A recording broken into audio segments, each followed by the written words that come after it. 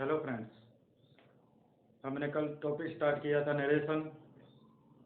आज हम नरेशन के स्पेसिफिक रूल्स यानी कि वो रूल्स जिनमें आपने देखा होगा कि कभी कभी नरेशन को डायरेक्ट से इनडायरेक्ट करते वक्त डेट का यूज़ नहीं किया जाता। इसमें इफ़, वेदर या फिर कुछ और WH वर्ड्स को कंजक्शन के तौर पे यूज करते हुए इनडायरेक्ट स्पीच में बदल दिया जाता है। तो वो कैसे रूल है वो आपको आज करवाए जाएंगे। ये अपना आज टॉपिक है नरेशन पार्ट 2। अब इसमें लिख देते हैं विदाउट यूजिंग डेट, जिनमें हमने डेट का यूज नहीं करना है वो वाले रूल्स। सबसे पहले आता है इसमें इंटेरोगेटिव सेंटेंसेस। इंटेरोगेटिव सेंटेंसेस जब आपको डायरेक्ट स्पीच में इंटेरोगेटिव सेंटेंस रिपोर्टेड स्पीच में दिया गया हो, तब आपको उसको इनडायरेक्ट करते हुए डेट का यूज नहीं करना होता है। इंटेरोगेटिव सेंटेंसेस की अगर बात करें तो इंटेरोगेटिव सेंटेंसेस दो प्रकार के होते हैं, जिनमें एक प्रकार का इंटेरोगेटिव सेंटेंसेस वो होता है जिसमें हमें उत्तर मिलता है हाँ या नहीं में, और एक प्रकार का इंटेरोगेटिव सेंटेंस वो होता है जिसमें हमें हाँ या नहीं में उत्तर नहीं मिलता, बल्कि कुछ और सेंटेंसेस या में मिलता है। जैसे कि आर यू हैप्पी, आपको उत्तर मिल जाएगा यस और नो में। और एक प्रकार का इंटेरोगेटिव सेंटेंस होता है, ये इंटेरोगेटिव सेंटेंस होता है how are you.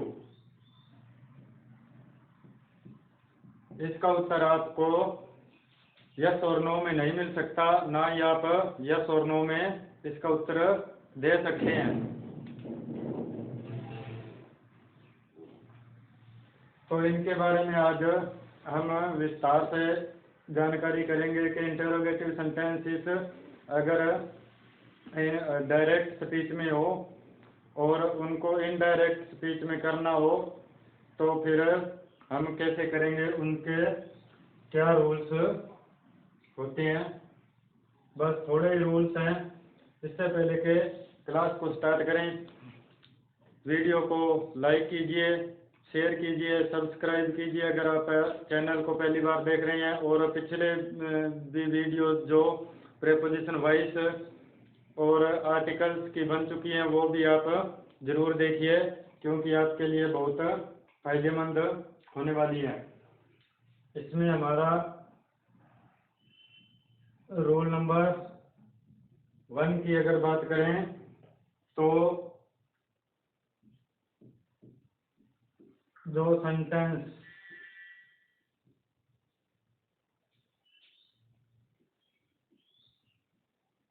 Auxiliary verbs से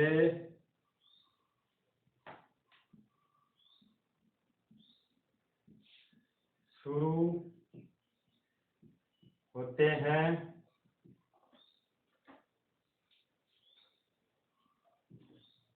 और जिनका उत्तर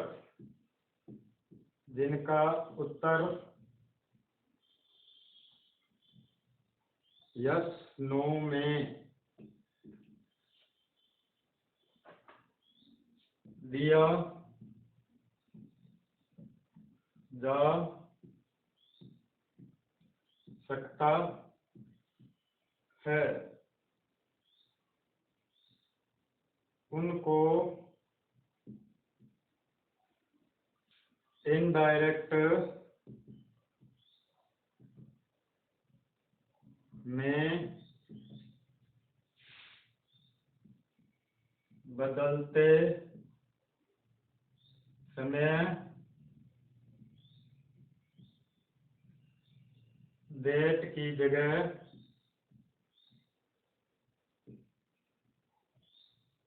if या फिर if या फिर whether का यूज करना होता है। ये है हमारा रूल नंबर 1। अब इसकी अगर हम एक एग्जांपल लें तो ये आपने लिख लिया होगा, पढ़ लिया होगा। इसकी अगर हम एग्जांपल लें तो जैसे for example he said to me inverted commas are you going? She asked me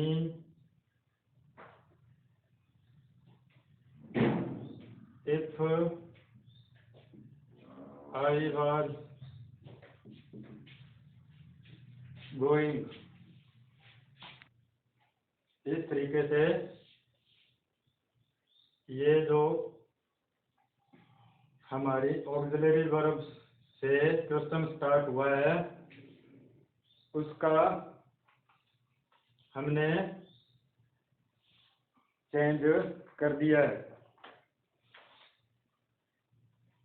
auxiliary verbs आपको पता होगा, नहीं पता है तो मैं बता देता हूँ। Do, did, does, are, is, am, are, was, were, has, have, had, ये जो होती हैं ये सभी ऑक्सिलरी वर्ब्स होती हैं। इनसे भी हमने देखा होगा आपने कि इंटरोगेटिव सेंटेंस बनाई जाती हैं। इनको जब सबसे पहले ऑब्जेक्ट के पहले यानी कि बाहर की तरफ रख दिया जाता है तो वो सेंटेंस इंटरोगेटिव बन जाता है।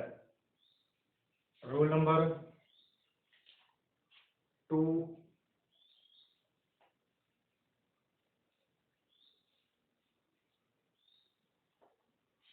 रूल नंबर 2 की अगर बात करें तो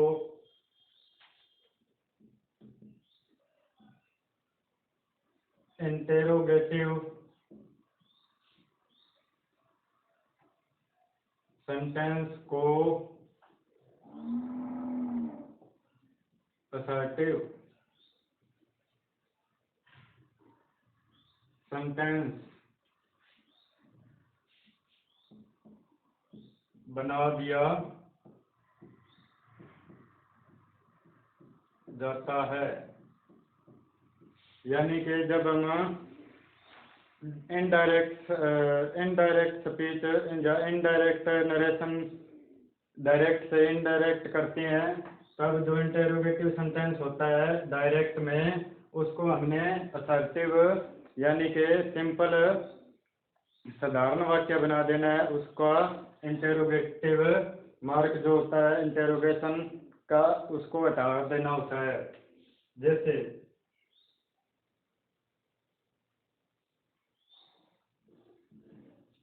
कि Ram said who are you. अब इसमें जो इंटेरोगेटिव है इसको हमने हटा देना है। Ram asked who you was, who you were. बस हमको इतना ही काम करना होता है। नंबर 3, का रूल से को हमने आस्ट में चेंज करना होता है, सेज को आस्क्स में और सेड को आस्क्ड में हमने चेंज करना होता है। इनके अलावा कभी कभी हमें सेज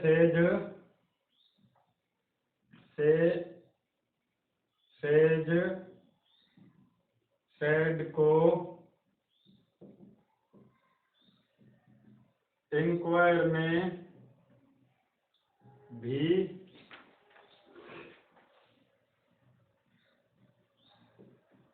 बदला जाता है। कभी कभी इंक्वायर में भी बदला जाता है। ये इंक्वायर वाला हम एग्जांपल कर लेते हैं कि कैसे।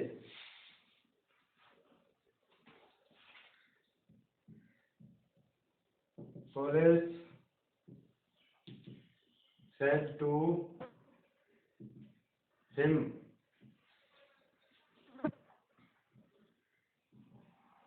did you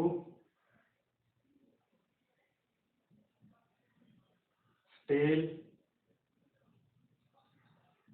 money? यहाँ पे इंटेरोगेटिव का है, तो पुलिस इंक्वायर्ड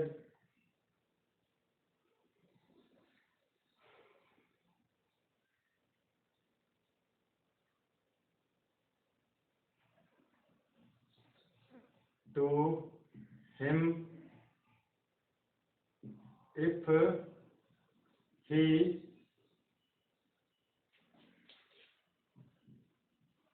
steal money। इस तरीके से हमने इंक्वायर्ड का यूज करना होता है। कभी कभी इंक्वायर्ड का उसमें जब पूछताछ की बात होती है तब। रूल नंबर 4 हमारा है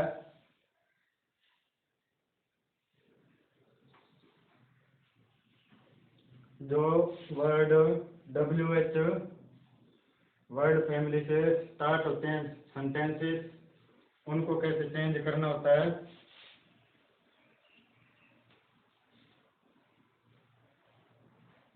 रूल नंबर 4 में WH वर्ड्स से शुरू होने वाले WH वर्ड से शुरू होने वाले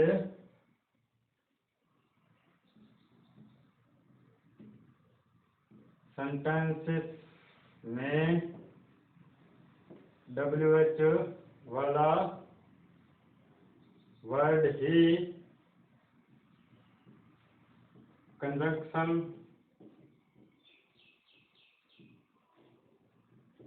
होता है।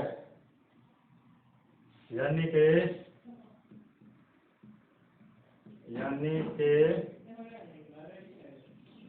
इसमें हमें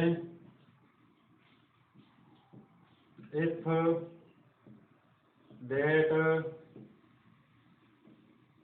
वेदर का यूज नहीं करना होता। बाकी के जो रूल्स हैं वो हमेशा वही वाले रहते हैं जो आपको पहले बताए थे कि इंटेरोगेटिव को असर्टिव में चेंज करना है, प्रोनाउंस को कैसे चेंज करना है, टेंस को कैसे चेंज करना है, वो सभी रूल्स सेम तरीके से लागू रहेंगे। जैसे He said to him, what do you want? तो इसको अब चेंज करेंगे। He asked him what he wanted, what he wanted। इस तरीके से हमें WH वाले वर्ड्स को चेंज करना होता है। अब हमारा रूल आ गया 5वां, जिसमें हम सबको बड़ी कंफ्यूजन रहती है जब कोई सेंटेंस सेल से शुरू होता है कि तो उसमें हमने उस सेल को कब वुड में चेंज करना होता है और कब शुड में चेंज करना होता है। ये हमारे लिए बहुत बड़ी कंफ्यूजन हमेशा स्टूडेंट्स के लिए रहती है। ये कंफ्यूजन आज की क्लास में आपकी हमेशा के लिए दूर हो जाएगी अगर आप देख रहे हैं ध्यान से अटेंटिव होके।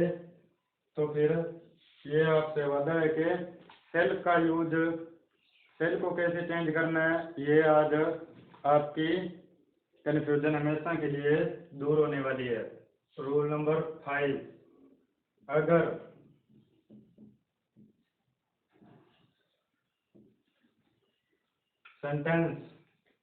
सेंटेंस कौन सा जो कि रिपोर्टेड स्पीच में है, इन्वर्टेड कोमा के अंदर जो सेंटेंस है उसका, अगर सेंटेंस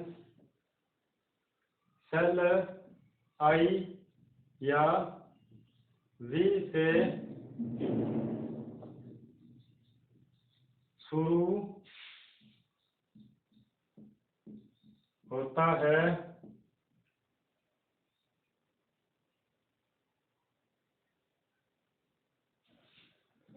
तथा कुछ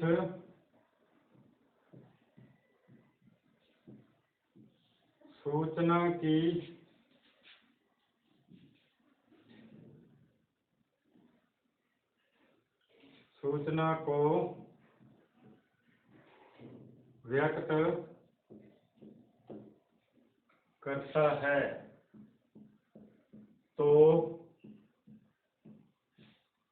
सेल को वुड में चेंज करना होता है। जैसे कि और एग्जांपल ले, व्हेन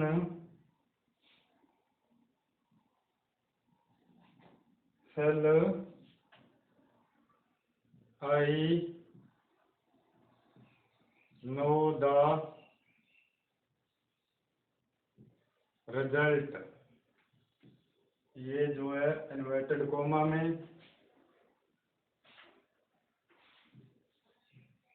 ही सेड। अब इस तरीके का अगर सेंटेंस आए तो आपको इस सेल को वुड में चेंज करना है और इसको इस तरीके से बनाना है, he asked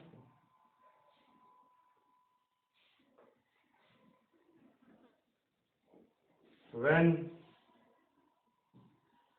he would know the result। इस तरीके से आपको इस सेल को वुड में बनाना है, क्योंकि अगर सूचना की बात हो रही हो तब। अब आपको बताते हैं कि सेल को शुड में कब चेंज करना है। सेल को शुड में कब चेंज करना है, जब कोई सलाह या प्रार्थना की गई, प्रार्थना का भाव व्यक्त हो। फॉर एग्जाम्पल जैसे लेते हैं, what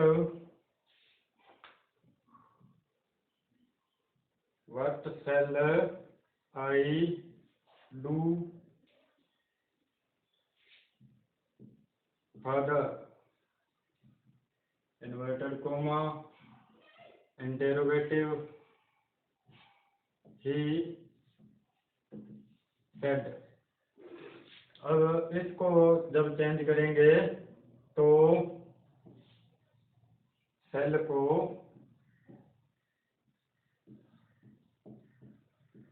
शुड में चेंज करेंगे, जैसे कि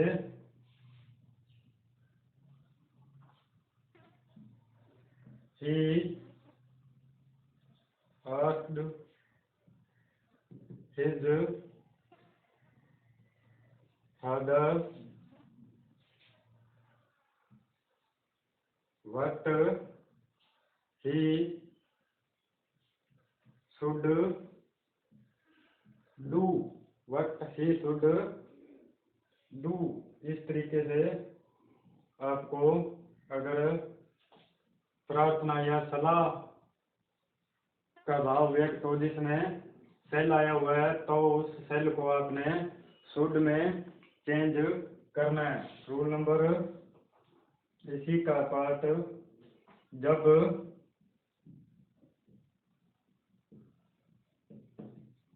चॉइस पूछी जाती है तब भी सेल को शुड में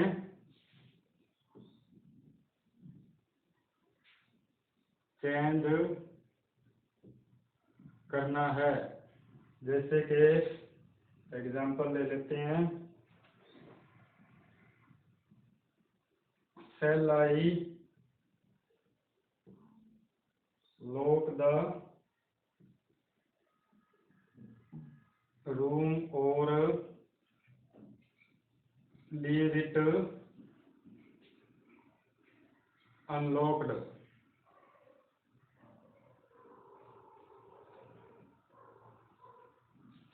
he said। अब इसको जब चेंज करेंगे, he asked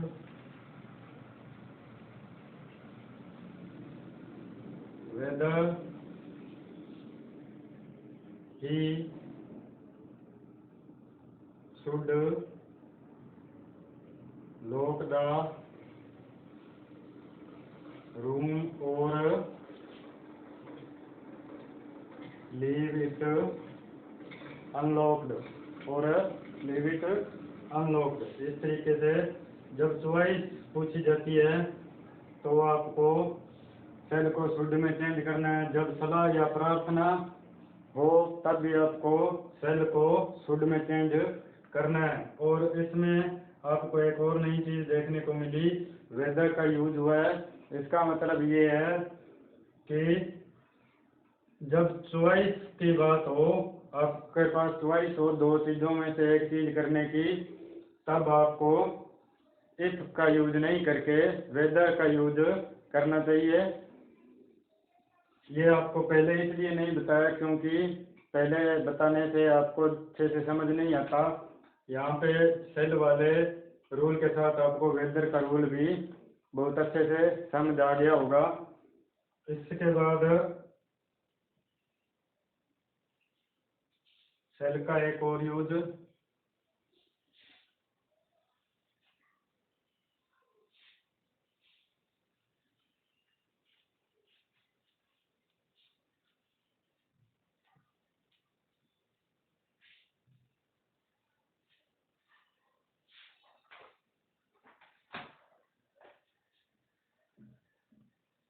सेल से जब ऑफर ऑफर का भाव व्यक्त हो तो ऑफर्ड टू का यूज करना होता है। जैसे for example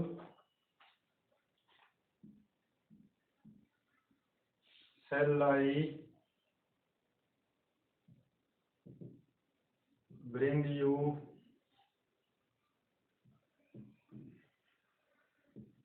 something to eat? He said। तो इसमें हमने ऐसा करना है, he offered to bring me something to eat। जब सेल से हमें ऑफर का भाव पता लगे तब हमने आस्क, जो हमने काम करते आए हैं, सेड को आस्क में बदलने वाला, तो हमने उस आस्क की जगह ऑफर्ड टू में चेंज कर दिया है। इसी तरीके से अगर सेल से जब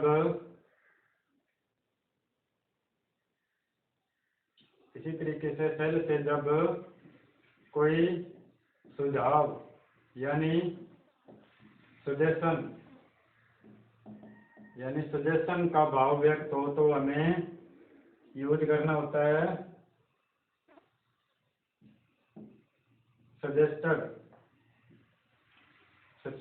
सजेस्टेड का यूज करना होता है। इसका भी एग्जांपल लिख लेते हैं जल्दी जल्दी। shall we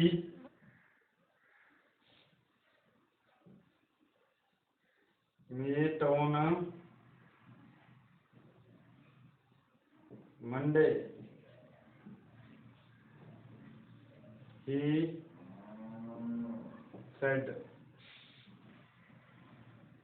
He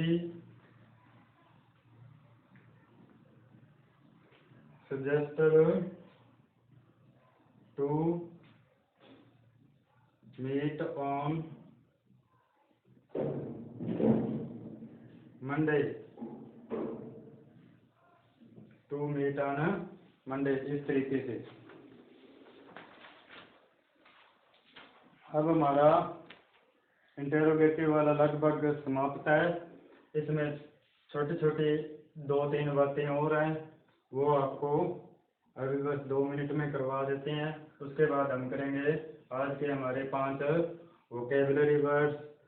क्लासेस कैसी चल रही हैं आप कमेंट करके बताइए। बढ़िया चल रही हैं तो शेयर कीजिए, और अगर आपको पसंद नहीं आ रहा है तो फिर आप कमेंट करके बताइए कि क्या इम्प्रूवमेंट करने वाली है। आपकी सजेशंस को हल्के में नहीं लिया जाएगा, आपकी हर एक सजेशन को कंसीडर किया जाएगा। रूल नंबर 7 की अगर बात करें, जैसे कि will you, would you, could you,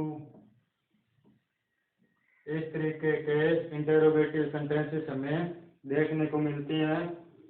तो इस तरीके के सेंटेंसेस को हमने चेंज करते वक्त इनमें जो जिस तरीके का ये हमें भाव देते हैं, जिस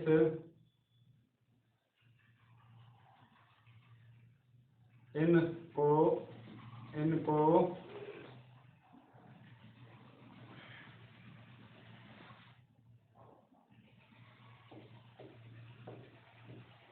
मिलने वाले भाव mean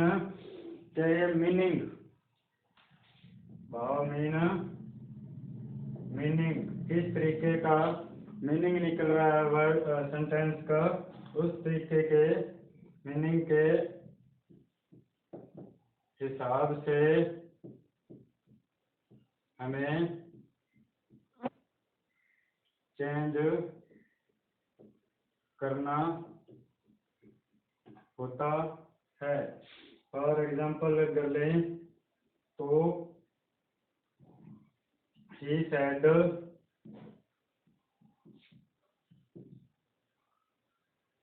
will you go there। इसको ये जो है ये एक सिंपल सा क्वेश्चन है, आपको समझ आ गया होगा। he asked if he would go there। दूसरे में he shouted will you keep silence। he shouted या ordered to keep silence। अब ये जो सिंपल सा क्वेश्चन था, ये जो था इसमें हमें और मीनिंग मिल रहा है और भाव मिल रहा है, तो इसमें हमने आस्क्ड यूज कर लिया, इसमें हमने ऑर्डर्ड यूज कर लिया। अब हम एक और कर लेते हैं, he said please keep silence will you यहाँ पे लिखना था, will you please keep silence. तो हम करेंगे he requested to keep silence. इस तरीके से हमने will you, could you, would you, should you वाले जो है डायरेक्ट नरेशन में इस तरीके के आ जाते हैं, तो उनको हमने ध्यान से पढ़ के और उनका ऊपर सोच विचार करके उनका इनडायरेक्ट नरेशन बना के आना है, ताकि गलती की कोई गुंजाइश ना रहे। इसके बाद आज इंटेरोगेटिव सेंटेंसेस के अपने सभी रूल कंप्लीट हो गए हैं, और आज करते हैं वोकैब वर्ड्स। अपने जो हम डेली 5 वर्ड्स करते हैं उनके एंटोनिम करते हैं, सिनोनिम करते हैं, और उनका हिंदी में मीनिंग करते हैं। Vocab words number 1 oyster. इसका मतलब होता है कठोर। रिजिड। यहाँ पे सिनोनिम लिखेंगे, यहाँ पे एंटोनिम लिखेंगे। Rigid, stringent, stringent, gentle, flexible. Number 2 wanton. Wanton होता है बेतुका। सेंसलेस। एंटोनिम इसका हो गया रेशनल। Number 3 heretic. हेरेटिक होता है नास्तिक। सिनोनिम अपोस्टेट, एपोस्टेट और एंटोनिम इसका फॉलोअर।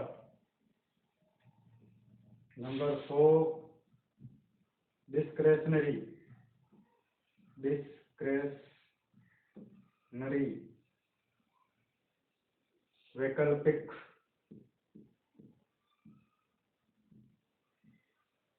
ऑप्शनल,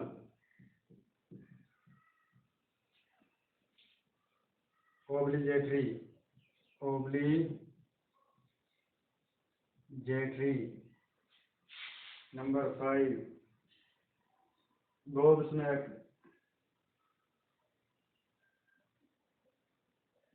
गोबस्मैक, अचंभित। स्टंट,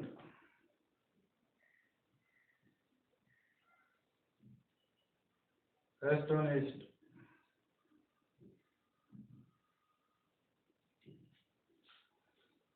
और एंटोनिम इसका अनमूव्ड। आज की क्लास में इतना ही करेंगे, बाकी का कल। और अगर आप हमारे टेलीग्राम ग्रुप से जुड़ना चाहते हैं तो डिस्क्रिप्शन में आपको टेलीग्राम लिंक की, टेलीग्राम चैनल का लिंक मिल जाएगा। आप वहां से जुड़ सकते हैं। आपकी कोई इंक्वायरी है, आपके कोई सजेशन देना है, आपको कुछ पूछना है, आपको कुछ चाहिए है, तो फिर आप उस ग्रुप में मैसेज कर सकते हैं। वो एक ओपन ग्रुप है और उसमें सभी को मैसेज करने का अधिकार है। Have a nice day, stay safe, blessed and smiling, keep sharing, supporting and subscribing